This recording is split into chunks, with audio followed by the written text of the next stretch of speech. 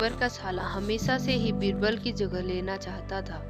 अकबर जानते थे कि बीरबल की जगह ले सके ऐसा बुद्धिमान इस संसार में कोई नहीं है। फिर भी जोरू के भाई को वह सीधी ना नहीं बोल सकते थे। ऐसा करके वह अपनी लाडली बेगम की बेरुखी मोल नहीं लेना चाहते थे। इसलिए उन्होंने अपने साले साहब को एक कोयले से भरी बोरी दे दी और कहा कि जाओ और इसे हमारे राज्य के सबसे मक्कार और लालची सेठ दमड़ी लाल को बेचकर दिखाओ।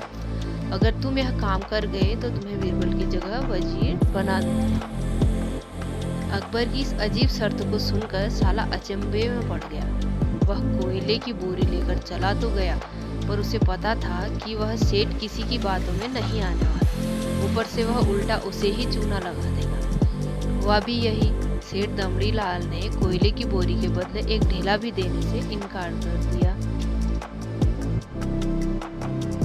साला अपना सा मुंह लेकर महल वापस लौट आया और अपनी हार स्वीकार कर ली। अब अकबर ने वही काम बीरबल को करने को कहा। बीरबल कुछ सोचे और फिर बोले कि सेठ दमड़ी लाल जैसे मक्कार और लालची सेठ को यह कोयले की बोरी क्या मैं सिर्फ कोयले का एक टुकड़ा ही 10,000 रुपए में बेच आऊंगा।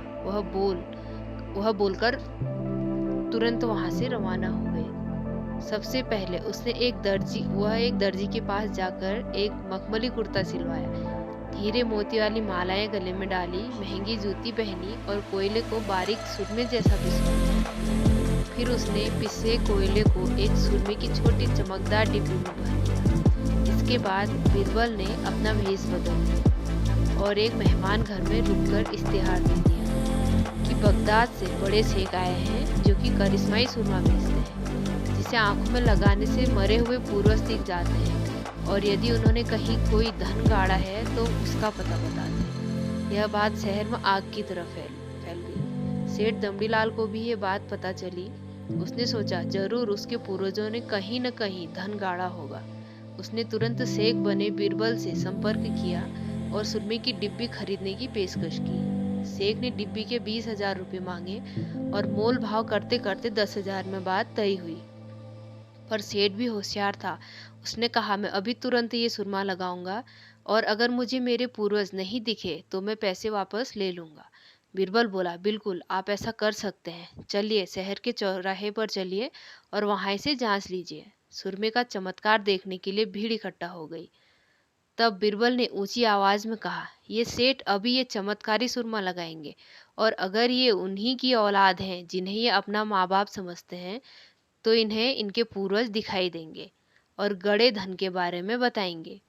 लेकिन अगर आपके माँ बाप में से किसी ने भी बेईमानी की होगी और आप इनकी असल औलाद नहीं होंगे तो आपको कुछ भी नहीं दिखेगा। और ऐसा कहते ही बीरबल ने सेठ की आंखों में सुरमा लगा दिया। फिर क्या था, सिर खुजाते हुए सेठ ने आंखें खोली। अब दिखना तो कुछ था नहीं, पर सेठ करे भी तो क्या करे।